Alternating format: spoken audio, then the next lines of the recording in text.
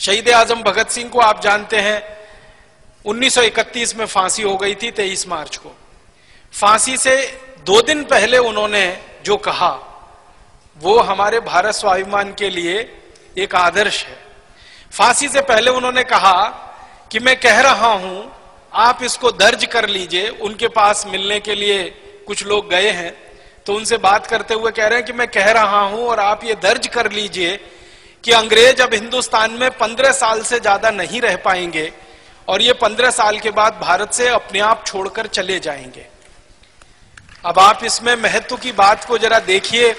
1931 में शहीद आजम भगत सिंह कह रहे हैं कि अंग्रेज 15 साल में भारत से चले जाएंगे, इससे ज्यादा भारत में नहीं रह पाएंगे।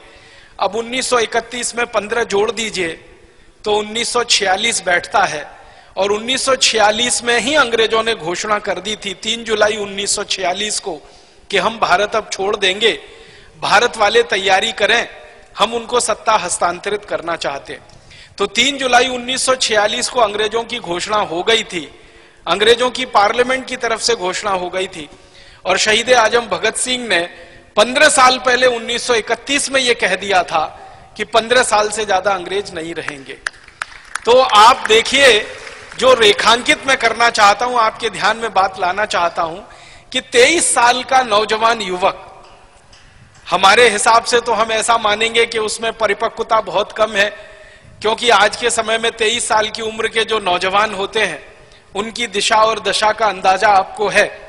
उस जमाने में 23 साल का नवयुवक देश के बारे में इतनी बड़ी बात कह रहा है, ये एक बात। दूसरी बात उन्होंने उससे भी ज्यादा बड़ी कही। ये तो एक वाक्य कहा उन्होंने, दूसरी बात इससे भी ज्यादा बड़ी कही।